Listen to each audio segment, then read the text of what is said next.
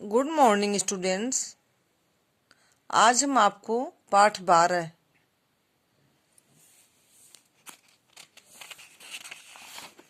पिता की सीख नामक पाठ का पेज नंबर 87 पढ़ाएंगे।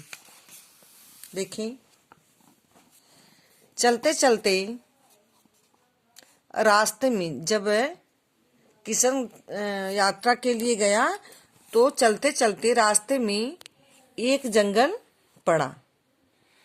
जंगल में वह थोड़ी ही दूर आगे बढ़ा होगा कि सामने से एक शेर गरजता हुआ उस पर कूद पड़ा।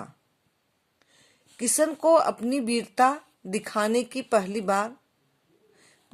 का पहली बार मौका मिला था। उसने वीरता के साथ कटार निकाली और शेर से भिड़ गया।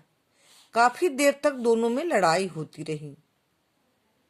अंत में उसने शेर को मार गिराया। शेर को मारने के बाद उसने सोचा, मैं ऐसे ही सभी खतरों का सामना आसानी से कर सकता हूँ। शेर को मारने के बाद उसने सोचा कि मैं ऐसे सभी खतरों का सामना कर सकता हूँ। थोड़ी देर विश्राम करने के बाद वह वहां से उठकर आगे बढ़ा। विश्राम यानी आराम करने के बाद वहां से उठकर आगे बढ़ा।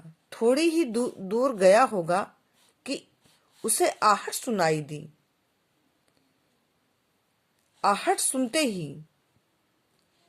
किसी के आने की आवाज, किसी वस्तु की गिरने की आवाज है। तो उसे क्या हुआ, किसी के आने की आवाज, आहट मीन्स किसी के आने की आवाज सुनाई दी। आहट सुनते ही उसने कटार निकालने के लिए जैसे ही कमर पर हाथ बढ़ाया, उसे म्यान में कटार न मिली। वह कटार वहीं पर भूल गया था जहां उसने विश्राम किया था।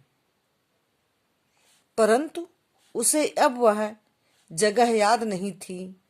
थोड़ी ही देर में उसे दो भालू अपनी ओर आते दिखाई दिए। उसे अपने पिता की दी हुई सीख याद आ गई। जब उसे दो भालू आते हुए दिखाई दिए तो उसे अपने पिता की दी हुई सीख याद आ गई। भालू के दिखाई देने पर सांस रोककर लेट जाना। वह वहीं सांस रोककर लेट गया। भालू वहां से उसे, क्योंकि उसके पिता बताए थे न कि जब आप सांस रोककर लेट जाएंगे तो भालू समझेगा कि यह इंसान मर गया है, तो वह मरे हुए लोगों को कभी नहीं छेड़ता। तो जब उनको पिता की सीख याद आ गई तब वे अपने सांस रोक करके लेट गए।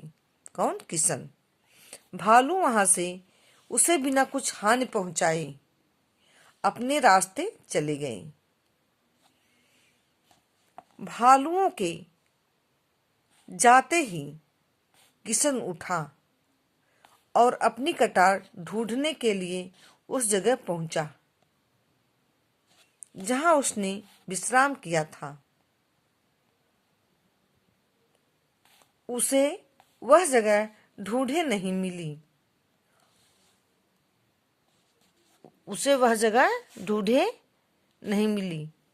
और न ही कटार मिली। वह बिना कटार के जंगल में और आगे जाने का ख्याल छोड़कर वापस लौटने लगा। ठीक, अब आप लोग जितना पढ़ेंगे अच्छे से, यहाँ से लेकर के यहाँ तक अच्छे से पढ़ेंगे। अब इसमें से कठिन शब्द जैसे विश्राम और ख्याल,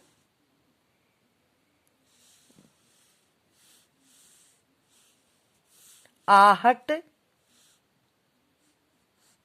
म्यान,